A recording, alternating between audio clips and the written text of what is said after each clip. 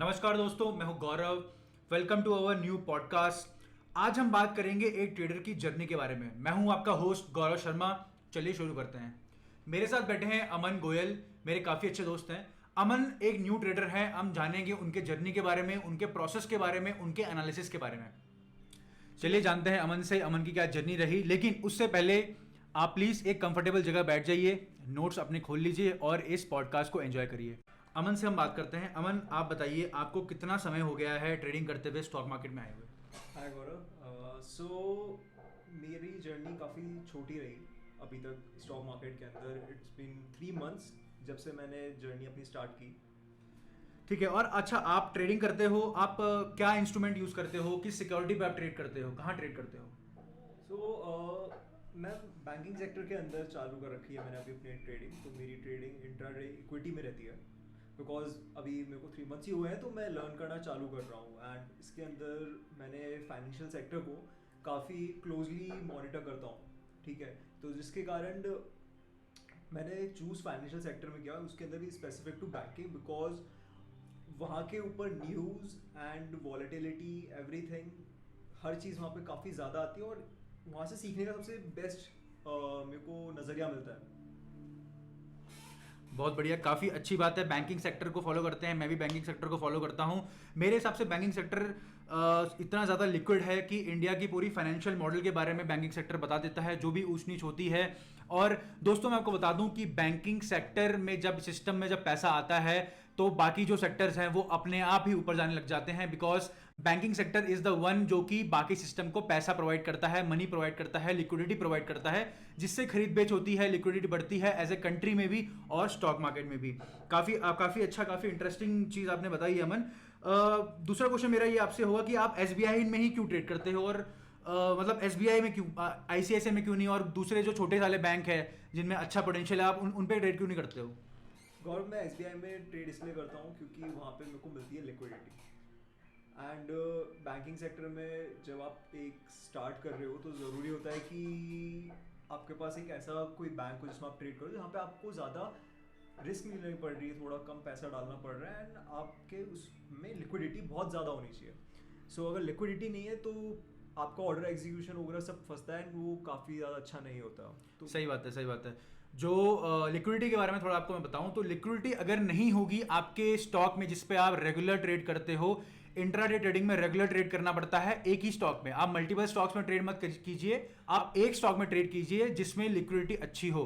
और एसबीआई आपका काफी लिक्विड स्टॉक है, एचडीएफसी हो गया, आईसीआईसीआई हो गया, एशियन पेंट्स हो गया, टीसीएस, जो लार्ज कैप कंपनियां हैं वहां पे लिक्विडिटी आपकी बनी रहती है, आप उसमें हाई फ्रीक्वेंसी ट्रेडिंग कर सकते हो। और इंट्राडे का ये बेस्ट फ्रेंड होता है प्राइस, लिक्विडिटी और वॉल्यूम। काफी अच्छी बात है। चलिए आगे बढ़ते हैं हम। अब अमन से कुछ पर्सनल क्वेश्चन पूछते हैं, अमन के बारे में जानते हैं कि अमन की जर्नी क्या रही है। अमन से पहला क्वेश्चन हम पूछेंगे कि अमन, आप बताइए कि कितना टाइम आपने स्पेंड किया है स्टॉक मार्केट में और कितना टाइम स्पेंड करते हो स्टॉक मार्केट में। दोनों चीज आप बताइएगा ध्यान से। आप लाइव ट्रेडिंग के बारे में भी हमें ज्ञान दीजिएगा, और उसके अलावा जो मार्केट जब बंद हो जाता है फिर आप क्या पढ़ते हो, क्या स्ट्रेटेजी अप्लाई करते हो, क्या करते हो, उसके बारे में हम जानना चाहेंगे। हाँ, सो ये काफ़ी ज़्यादा एक इम्पॉर्टेंट चीज़ होती है कि आप जब मार्केट में घुस रहे हो, आप ट्रेडिंग करने आ रहे हो, तो आप अपने टाइम को इक्वली डिवाइड करो, because live market and after markets दोनों ही एक इम्पॉर्टेंट पार्ट होते हैं ट्रेडिंग के लिए। सो वहाँ पे आपको बहुत ध्यान रखना पड़ता है कि आप अपना टाइम इक्वल डिवाइड करो। तो मेरा मेजर जो टाइम जाता है वो जाता है 90% for the after close market and 10% in live market. Reason being, after market के बाद आपके पास चेक करने के लिए काफ़ी चीज़ होती है। आपको बैक टेस्टिंग करनी पड़ती है, किस टाइप के पैटर्न्स फॉलो हो रहे हैं मार्केट में, मार्केट ओवरऑल किस तरीके से बड़े टाइम फ्रेम से लेकर छोटे टाइम फ्रेम्स पे चल रहा है। ये काफ़ी ज़्यादा इंपॉर्टेंट होता है। बिल्कुल सही बात बोली अमन आपने। देखिए, बात यहाँ पे ऐसी होती है कि जब लाइव ट्रेडिंग हो रही होती है तो आपके पास लाइव डेटा आ रहा होता है हर एक सेकेंड, हर एक मिनट। तो वहां पे जो माइंडसेट चाहिए होता है, वहां पे जो दिमाग चाहिए होता है, वहां पे जो अवेयरनेस चाहिए होती है, हम उसके बारे में बात करेंगे, जो कि हम थर्ड पॉडकास्ट के बारे में बात करेंगे। लेकिन इस टाइम पर जब आपके पास ऑलरेडी डेटा है, जब मार्केट क्लोज हो गया है, आप वहां पे क्या एनालिसिस करते हो, that is 90% important out of 100। आपका 90% सिलेबस होता है कि आप मार्केट क्लोज होने के बाद उस दिन का पूरा स्ट्रैटेजी अप्लाई चेक करते हो, एनालिसिस करते हो और उसको पिछले दिन से पिछली स्टोरी से कनेक्ट करने की कोशिश करते हो और उसके बाद प्रेडिक्शन सोचते हो कि कल क्या हो सकता है। आपको समझ में आ रहा है? काफी इंटरेस्टिंग चीज है। 90% जो काम है मार्केट के बाद का, उसका माइंडसेट बहुत सिंपल है। मार्केट अगर नहीं चल रहा होगा तो आपका कोई इमोशंस नहीं होंगे, आप आराम से पढ़ सकते हो। लेकिन लाइव ट्रेडिंग में जो 10% जो पढ़ाई करनी है ना, उसमें आपके 90% इमोशंस है, 90% डिसिप्लिन है, 90% आपका कितने अच्छे से आप कनेक्ट कर पाते हो, कितना अवेयर हो उसके बारे में है। काफी अच्छा इंटरेस्टिंग पॉइंट था ये। तो 90% और 10% की मैंने बात की। जो आपके 90% आप टाइम एलोकेट करते हो उसमें मेन चीज क्या होती है, आप क्या करते हो एग्जैक्टली? देखिए, मेन चीज़ होती है स्टॉक सिलेक्शन करना, फिर उसके बाद उसकी हिस्ट्री जानना, उसके ऊपर बैक टेस्टिंग करना। वो सबसे ज़्यादा इंपॉर्टेंट पार्ट होता है, बिकॉज हर स्टॉक कहीं ना कहीं वैसा परफॉर्म करता है जैसे उसने पास्ट में किया है। एंड इसके लिए बैक टेस्टिंग एक काफ़ी इंपॉर्टेंट चैनल होता है।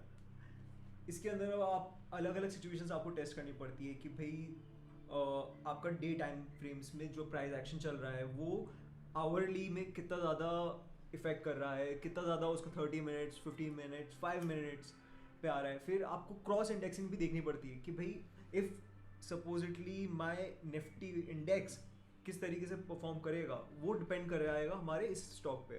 तो इन दोनों चीज़ों के आपको वहाँ पे बैक टेस्टिंग करना बहुत इंपॉर्टेंट होता है, जो आप लाइव मार्केट में नहीं कर सकते। बिल्कुल सही बात बोली अमन आपने। जब भी आप कोई भी स्टॉक देखते हो तो उस स्टॉक का जो सेक्टर होता है, सेक्टर का जो इंडेक्स होता है, लेट्स सपोज आप एशियन पेंट्स देखते हो तो आपको निफ्टी देखना है। अगर आप देखते हो लेट्स सपोज मारुति देखते हो तो निफ्टी ऑटो। अगर आपको सेक्टर पता नहीं हुआ कि सेक्टर ऊपर जा रहा है आज नीचे जा रहा है, तो आप इंट्राडे ट्रेडिंग नहीं कर पाओगे। इवन आप स्विंग पोजिशनल तो बहुत दूर की बात है। ठीक है, बहुत लोग बोलते हैं, सब लोग एक्चुअली एक गलत मिसकंसेप्शन बना हुआ है कि इंट्राडे को न्यूज जाननी और क्या चल रहा है जानने की जरूरत नहीं है, वो सिर्फ चार्ट्स पे ध्यान दे। मैं आपको बोलता हूं दोस्तों, बड़े ध्यान से सुनना आप, जिस ट्रेडर को क्या चल रहा है दुनिया में, अपने कंट्री में, स्टॉक मार्केट में, फाइनेंशियल मॉडल में, उस मोमेंट पे अगर नहीं पता है तो वो सक्सेसफुल इंट्राडे ट्रेडर नहीं बनेगा। अगर वो बन जाएगा तो अच्छा बनेगा, लेकिन जो मिलियन डॉलर माइंडसेट वाला जो इंट्राडे ट्रेडर होगा वो कभी नहीं बन पाएगा।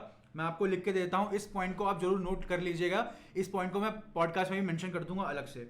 चलिए उसके बाद अब जानते हैं, बैक टेस्टिंग पे हम आ ही गए हैं, तो बैक टेस्टिंग की पूरी कोर्स मैंने अपने डिस्क्रिप्शन में डाली हुई है, आप नीचे चेक कर लेना। ठीक है, सीधा आगे बढ़ते हैं। अब हम जानते हैं बहुत इंटरेस्टिंग चीज, अमन का ट्रेडिंग का प्रोसेस क्या है। वो सुबह से लेकर शाम तक क्या प्रोसेस करते हैं, क्या रूटीन है इनका। यही चीज आप लोग मुझसे पूछ रहे हैं कि क्या रूटीन होता है सर, कैसे स्टार्ट करें। तो इसका जवाब मैं नहीं, एक्सपीरियंस ट्रेडर नहीं, एक न्यू ट्रेडर देना चाहेगा, अमन गोयल देना चाहेंगे। अमन बताइए। तो गौरव, जब आप इंट्राडे ट्रेडिंग करने आते हो तो आपके ऊपर 3 चीज़ होती है लाइव मार्केट पे जाने के टाइम। आपको सबसे पहले मालूम होना चाहिए कि न्यूज़ क्या चल रही है, लास्ट टाइम की आपकी मार्केट की क्लोजिंग्स कैसे हुई है, ये आपको चेक करना पड़ता है। तो इसलिए ज़रूरी है कि आप कम से कम 1 घंटा पहले चालू करें। उसमें आप देखें कि भाई इस समय इंटरनेशनल पे किस तरीके से बाकी इंडेक्सेस परफॉर्म कर रहे हैं। जैसे SGX निफ्टी हो गया, डाउ हो गया, हमें डाउ जोन्स इन सबको चेक करना पड़ता है। SGX निफ्टी अमन ने बताया है। SGX निफ्टी मैं आपको फिर से बताना चाहूंगा, अगर आपको आपने अगर पहली वीडियो देखी होगी तो आपको पता होगा SGX निफ्टी क्या है। SGX निफ्टी हमारा निफ्टी इंडिया का जो मेन सेक्टर है, NSE का निफ्टी सेक्टर है, उसका एक डेरिवेटिव है जो कि ट्रेड होता है सिंगापुर में सुबह सुबह के टाइम पर। ठीक है, वो 24 घंटे ट्रेड होता है क्योंकि सिंगापुर में ओवरऑल मार्केट में ट्रेडिंग होती है। तो वो कहां ओपनिंग होती है, कहां क्लोजिंग होती है, इंडिया मार्केट्स की कहां ओपनिंग क्लोजिंग होगी, वो SGX निफ्टी बताता है। और 9:10 पे NSE की वेबसाइट पे देख लो, चाहे ट्रेडिंग व्यू पे देख लो, मैंने लिंक नीचे डाली हुई है। ठीक है, लिंक देख लेना आप। उस पे येलो लाइन आ जाती है कि यहां पे मार्केट खुलने वाला है। तो ओपनिंग प्राइस भी अमन हमें बताएगा। अभी हम चल रहे हैं अमन के सीधा प्री मार्केट एनालिसिस के पूरे प्रोसेस में। चलिए अमन बताइए आगे। और जब आपको एक बार मालूम पड़ जाता है कि प्री ओपनिंग में क्या होने वाला है, तो उससे काफ़ी चीज़ें आपकी डिसाइड होती है कि आने वाले अगले जो 6 घंटे होते हैं उसके अंदर किस तरीके से ट्रेंड सेट होगा। ये एक इम्पॉर्टेंट फैक्टर होता है जो कई बार हम लोग स्टार्टिंग की भागदौड़ में भूल जाते हैं। इसके बाद बात आती है जब आपको मालूम है कि किस तरीके से आपका मार्केट ओपन हुआ है, तो ये ज़रूरी है कि आप अपने सपोर्ट जोन्स, अपने पैटर्न्स, अपने ट्रेंडिंग लाइंस को, अपने इंडिकेटर्स को उस तरीके से एडजस्ट करके रखें। बिल्कुल सही बात बोली अमन ने। अमन ने जो चीज़ें बताई हैं कि वो चार्ट सेटअप करते हैं और चार्ट चार्ट के बारे में डिटेल में पूछेंगे अमन से। उन्होंने कहा इंडिकेटर लगाते हैं, वो सप्लाई डिमांड जोन्स जानते हैं। वो जानना दोस्तों बहुत ज़्यादा जरूरी हो जाता है उस मोमेंट पे। जितने आप बार बार बैक टेस्टिंग करते रहोगे, जितनी बार आप प्रैक्टिस करते रहोगे, जितनी बार आप चार्ट रीडिंग करते रहोगे, आपके दिमाग में वो सप्लाई डिमांड जोन्स कहाँ बनना है अपने आप वो अंदर से आने, आपके दिमाग से आने लग जाएगा। ठीक है, आपका दिमाग उस नॉलेज को आराम से प्रोसेस कर पाएगा अगर आप रोज की रोज बैक टेस्टिंग करते हो, रोज को रोज चार्ट रीड करते हो। ठीक है, देखो सिंपल सी बात है, अगर आपने ड्राइविंग सीखनी है तो आपको पहले प्रैक्टिस करनी पड़ेगी, राइट। अगर आपको डॉक्टरी प्रैक्टिस करनी पड़ी है तो आपको करनी है तो आपको एमबीबीएस करना पड़ेगा।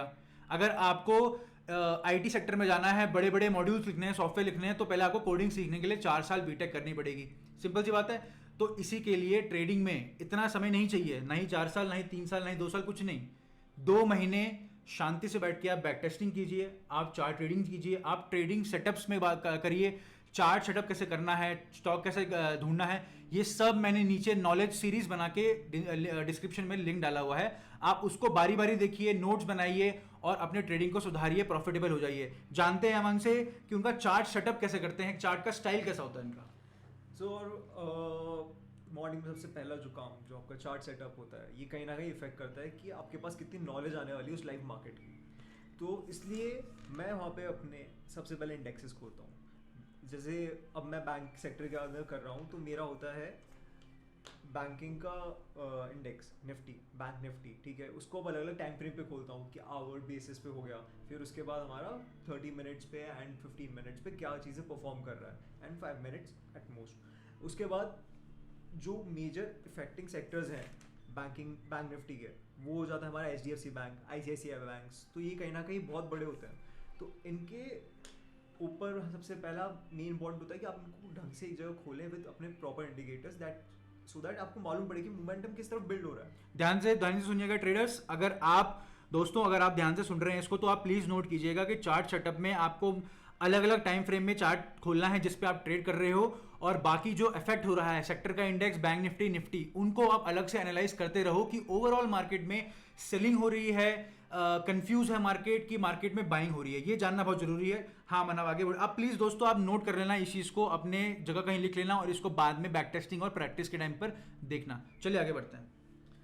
सो इस तरीके मतलब आपका जो एक सेटअप हो जाता है, आपको मालूम पड़ जाता है कि हाँ ठीक है, मेरे पास अब एक मेजर ट्रेंड उस सेक्टर का रहता है जिस इंडेक्स के कारण उसके ऊपर आ रहा है। तो ये काफ़ी ज़्यादा इंपॉर्टेंट चीज़ हो जाती है मेरे पास, क्योंकि रीज़न बीइंग मेरे को मालूम पड़ता है कि किस तरह से ट्रेंड आपका चेंज होने वाला है।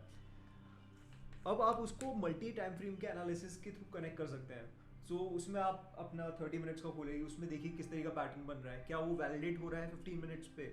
ये चीज़ चेक करनी बहुत ज़रूरी हो जाती है, बिकॉज कई बार हमें fake breakouts and fake break ins मिलते हैं। बिल्कुल सही बात बोली अमन ने। ट्रेडर्स ध्यान से आप दोस्तों ध्यान से आप इस चीज़ को नोट करो। अमन ने क्या बोला है, 30 मिनट्स का पैटर्न 15 मिनट में कैसा एक्शन कर रहा है, क्या वो फेक ब्रेकआउट तो नहीं है। अगर आपको 5 मिनट में ट्रेड करना है दोस्तों, आपको अगर 5 मिनट में ट्रेड करना है तो आपको 1 घंटे में, 30 मिनट में, 15 मिनट में क्या चल रहा है, क्या पैटर्न्स बन रहे हैं 5 मिनट के चार्ट पे, उसको ट्रेड करना है। उनके ब्रेकआउट्स को ट्रेड करना है, उनके पुलबैक्स को ट्रेड करना है 5 मिनट के चार्ट पे। ये होती है मल्टी टाइम फ्रेम एनालिसिस। ये मल्टी टाइम फ्रेम एनालिसिस से आपको पता चलता है धीरे धीरे। आपको ऐसे नहीं दिखेगा, आपको एक बार में चार्ट में कुछ हो रहा होगा तो नहीं दिखेगा। बिल्कुल गौरव, आपको बिल्कुल एकदम से चीज़ कैच नहीं हुई है अनटिल अनलेस आपने बहुत ज़्यादा बैक टेस्टिंग करी। एग्जैक्टली नहीं पता चलता है कि ट्रेडिंग सेटअप क्या बन रहा है, क्या पैटर्न बन रहा है। बाद में जब आपका लॉस हो जाता है तब आपको दिखता है। अगर आप मल्टी टाइम फ्रेम एनालिसिस करेंगे, बैक टेस्टिंग करेंगे, उनके ऊपर पैटर्न्स के ऊपर, उनको चार्ट रीड करेंगे, बार बार ट्रेडिंग सेटअप्स ढूंढेंगे मल्टी टाइम फ्रेम्स में, तो आपको लाइफ में इतनी क्लैरिटी आ जाएगी कि आपको ट्रेडिंग करनी कैसी है। आप पैसे के बारे में बिल्कुल सोचेंगे नहीं, आप अपने कैपिटल पे कोई रिक्वायर्ड कैपिटल पे कोई अपनी डिपेंडेंसी डालेंगे नहीं, आप सिर्फ सीखने के मूड से आएंगे। आप एक बार ये चीज़ समझ गए ना, फिर 1 रुपये से स्टार्ट करोगे ना तो वो भी 1 करोड़ हो जाएगा। कोई दिक्कत नहीं है, कोई दिक्कत नहीं है सर, आराम से आप पैसे कमा सकते हो। पहले आप पढ़ाई करो, पहले आप डेडिकेशन दिखाओ, ठीक है। अमन से अब एक और क्वेश्चन पूछते हैं कि अमन आप कितने घंटे स्पेंड करते हो अपने रूटीन में मार्केट क्लोज होने के बाद और मार्केट जब खुला होता है, वो पूछते हैं अमन से। अमन बताइए प्लीज। सो कम से कम आपको, अगर आप एक स्टार्टिंग ट्रेडर हैं और इसको कहीं ना कहीं अपने पैसिव जॉब की तरह सोचते हैं कि ये आपके लिए पैसिव इनकम बनेगी, ठीक है, तो इसके लिए ज़रूरी है कि आप अपना टाइम प्रॉपर्ली डिवाइड करें। जैसे मॉर्निंग में प्री एनालिसिस सिस्टम होता है हमारा 1 घंटे का, उसके बाद लाइव मार्केट में आपको अराउंड 2-3 आवर्स आपको मिल जाएगा हमेशा, कोई ना कोई एक अच्छी पोजीशन मार्केट आपको दे देगा जहाँ पे आप प्रॉफिट कमा सकते हैं। आफ्टर दैट ये ज़रूरी है कि आप जब मार्केट एंड हो रहा है उस टाइम पे आप देखें कि किस तरीके से उसका एंडिंग हुआ है। एग्जैक्टली सही बोला। अमन ने यहाँ पे बहुत इंटरेस्टिंग पॉइंट एक बोला है। अमन ने ये बोला है कि जब मार्केट 2-3 घंटे में ही काफ़ी पोजीशंस आपको दे देगा। इसके बारे में बताऊं, ये स्किल जब आप में आ जाएगी, ये समझ में जब आपके अंदर आ जाएगी कि मार्केट एटलीस्ट 5 से 6 नए डिसीजंस आपको रोज देगा, अगर आपको इंट्राडे समझ में आती है, बैक टेस्टिंग करते हो, चार्टरिंग करते हो, तो आपको कभी भी फोमो नहीं होगा। वो ट्रेडिंग साइकोलॉजी में पार्ट आता है कि वो जो इमोशन होता है, वो इमोशन को वैलिडेट करने वाली कोई स्टडी आपके पास है ही नहीं, उसको ठीक करने वाला आपके पास कोई चीज़ ही नहीं है।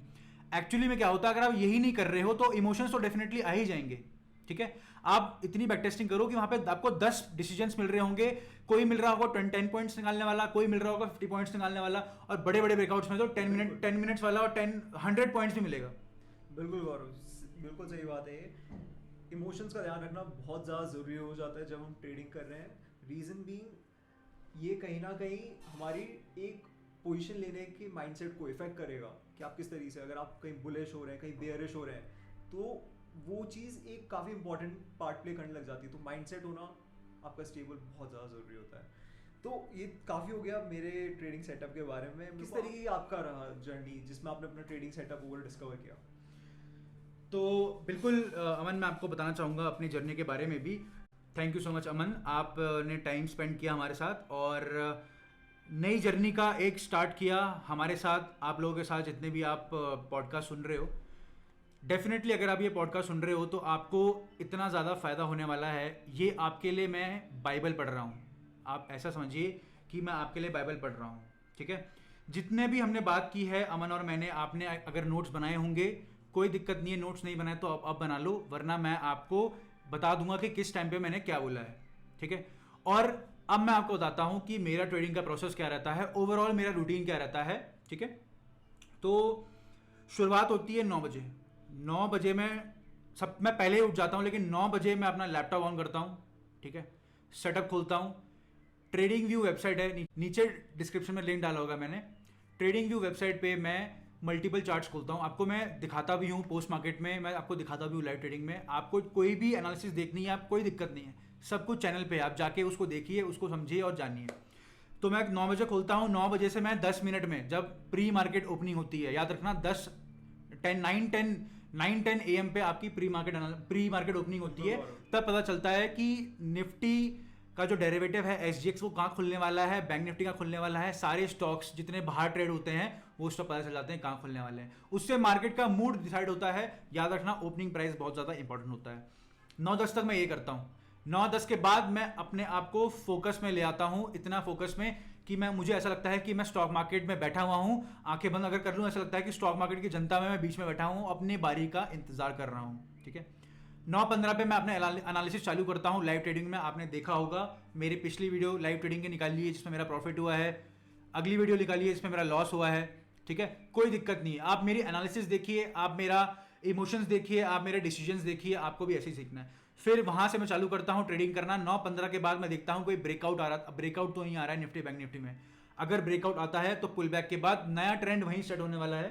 बिल्कुल गौरव, और वो ट्रेंड आपको वो अच्छा प्रॉफिट दे सकता है। वहाँ पे उसकी प्रैक्टिस करना काफी इंपॉर्टेंट होता है क्योंकि आपको वो देखना पड़ता है मल्टीपल टाइम फ्रेम्स। बिल्कुल, उस चीज की प्रैक्टिस, 15 मिनट के ब्रेकआउट की प्रैक्टिस आप करते रहिए। पूरा का पूरा मैंने लिंक डाला हुआ है, वीडियो डाली हुई है डिस्क्रिप्शन के ऊपर।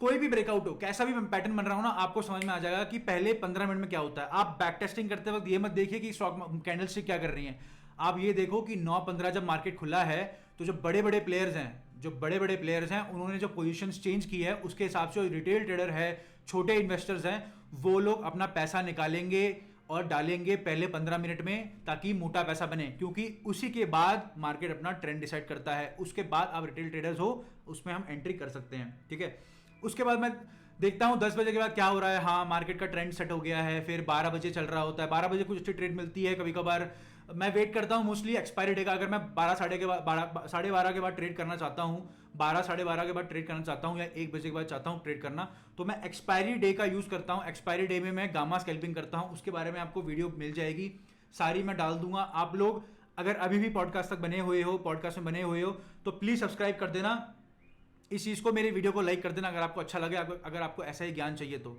ठीक है। ये पूरा ट्रेडिंग का प्रोसेस होता है। उसके बाद मैं क्या करता हूँ, जब मार्केट खत्म हो गया, अपने पोजीशंस खत्म हो गए, फिर मैं ट्रेड रिव्यू कर लेता हूँ। ट्रेड रिव्यू करने के बाद मुझे क्लैरिटी आ जाती है कि मैंने एज ए थर्ड पर्सन, मैं अपने आप को थर्ड पर्सन के नज़रियों से इवेल्युएट करता हूँ कि भाई गौरव ट्रेडर ने कैसा परफॉर्म किया है ना। ऐसे ही अमन भी करता होगा ट्रेड रिव्यू, वो भी यही देखता है कि भाई अमन ने कैसा परफॉर्म किया है। ट्रेड रिव्यू करने के बाद मैं थोड़ा सा ब्रेक लेता हूँ, मैं 10 मिनट 15 मिनट थोड़ा चिल करता हूँ, कुछ और करता हूँ, कुछ खा लेता हूँ, कुछ पी लेता हूँ। उसके बाद मैं बैठता हूँ पोस्ट मार्केट की एनालिसिस करने के लिए। बस आधा घंटा बहुत होता है, समझ लो ट्रेडर्स। अगर आप 90% पॉपुलेशन से शिफ्ट होना चाहते हो, वो पॉपुलेशन पे जो पैसा कमाती है, जो बहुत नॉलेजेबल है, जो फ्यूचर, जो कि जिनके पास एक अच्छा खासा विजन है फ्यूचर के लिए, इंडिया के या फिर कंट्री के या फिर फाइनेंशियल सिस्टम के लिए, ठीक है। पोस्ट मार्केट एनालिसिस में मैं देखता हूं कि आज जो लाइव हो रहा था वो मुझे अब समझ में आया कि नहीं आया अच्छे से, मार्केट जब क्लोज हो गया तो एग्जैक्टली क्या हुआ था, क्यों हुआ था, पोस्ट मार्केट में तो पता ही चल जाता है। जब पूरी न्यूज़ खत्म हो जाती है, जब 3 साढ़े 3 बज जाते हैं, उसके बाद पता चलता है गलतियों का हमारे, कि हमने लॉस किया था, कि हमने प्रॉफिट किया था, क्यों किया था, गलती से सही तो नहीं हो गया, आपकी स्ट्रेटजी क्या थी, स्ट्रेटजी क्या वैल्यूएट हुई है क्या, अगर ये आपकी स्ट्रेटजी वैल्यूएट नहीं हुई है, आपका स्टॉप लॉस हिट हुआ है, तो आप उसके ऊपर कितनी बैक टेस्टिंग करते हो, सेम डे कितनी बैक टेस्टिंग करते हो, ये बहुत ज़्यादा इंपॉर्टेंट है, ठीक है। तो यही मेरी ओवरऑल जर्नी होती है। रात को बस मैं एक छोटा सा रेट्रोस्पेक्शन करता हूँ सोने से पहले कि मेरे इमोशंस कैसे थे। इमोशन जानना बहुत ज़्यादा ज़रूरी हो जाता है।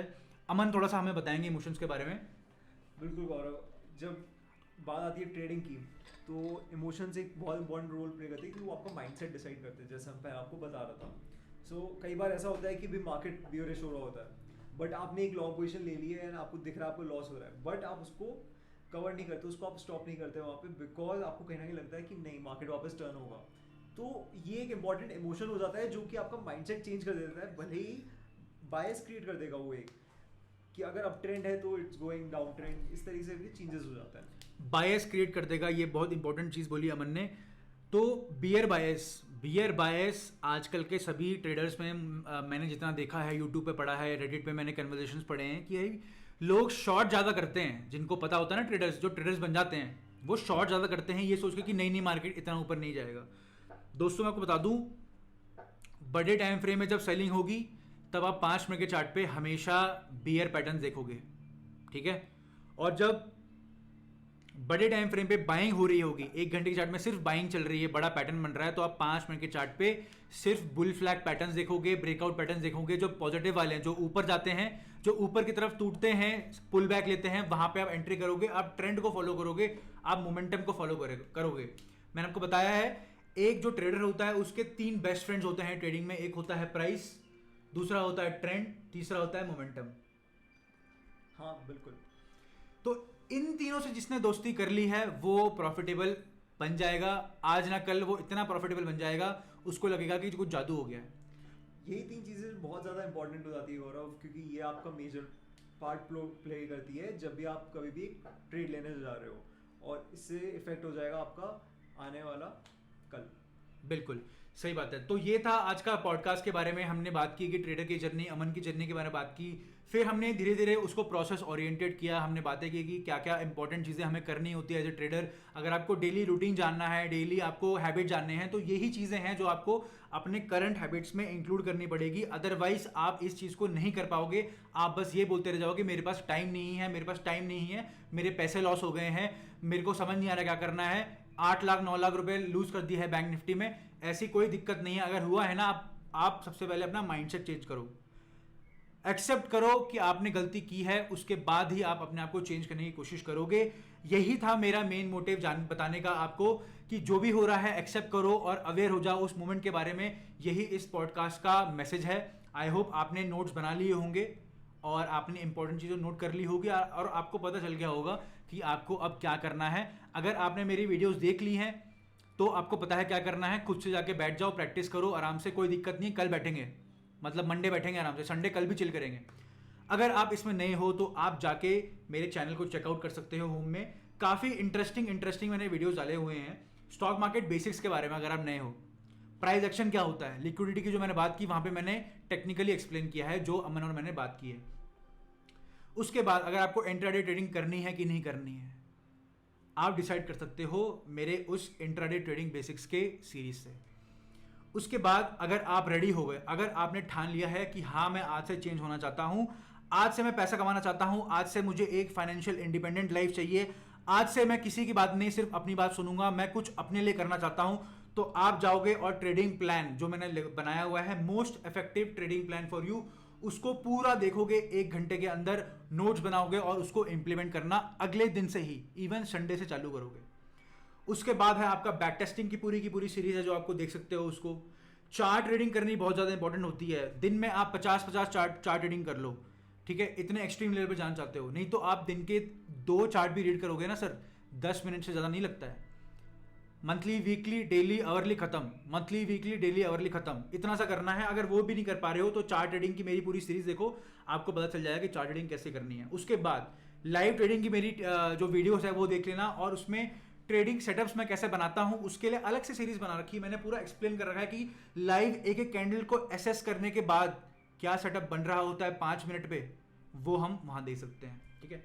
उसके अलावा फिबोनाची मैंने आपको बताया है मेरा फेवरेट टूल है, फिबोनाची रिट्रेसमेंट टूल, और उसका यूज मैं करता हूं जानने के लिए प्राइस कहां जाने वाला है, कहां नहीं जाने वाला है, प्रेडिक्शन यूज करता हूं मैं। RSI, स्टोकास्टिक RSI भी मेरे काफी अच्छे दोस्त हैं जो कि मेरे को मोमेंटम बताते हैं। 21 डे मूविंग एवरेज और VWAP मेरे भी काफी अच्छे दोस्त हैं, वो मेरे को बताते हैं कि भाई प्राइस का ट्रेंड क्या होगा, ओवरऑल ट्रेंड क्या सेट होगा। तो ये था आज का आपका पॉडकास्ट, ये था आज की आपकी ट्रेडिंग की नॉलेज। आई होप आपको बहुत मजा आया होगा, आपको पता चला होगा छोटे छोटे सीक्रेट जो आप नहीं कर रहे हो। आपको कमेंट में लिखना जो आप चीज़ें आप नहीं कर पा रहे थे, या फिर जो आप ट्राई कर रहे थे, जो सोच रहे थे लेकिन आप कमेंट नहीं कर पा रहे थे, उस पर आप प्लीज़ उसमें कमेंट करिएगा। और अगर आपको लगता है कि इस पॉडकास्ट से आपको थोड़ी सी भी नॉलेज मिली है, थोड़ा सा भी आपने एक भी पॉइंट नोट किया है, तो प्लीज़ आप इस वीडियो को लाइक करोगे, आप मेरे चैनल को शेयर करोगे दोस्तों में, और बताना चाहोगे सबको कि भाई है एक तरीका अपने खुद से मेहनत करके पैसा कमाने का, है एक तरीका जहाँ पे आप फाइनेंशियली इंडिपेंडेंट होके अपनी लाइफ जी सकते हो। बचपन में जो ड्रीम सोचते थे कि ये गाड़ी लूंगा, वो गाड़ी लूंगा, सब कुछ कर सकते हो आपको, लेकिन डेडिकेशन दिखानी है, self discipline, self improvement, self action रखना है। बहुत बहुत शुक्रिया अगर आपने पॉडकास्ट तक पूरा यहाँ तक सुना है। मिलता हूँ मैं आपको कल के पॉडकास्ट में, नेक्स्ट डे के पॉडकास्ट में, तब तक के लिए बहुत बहुत शुक्रिया।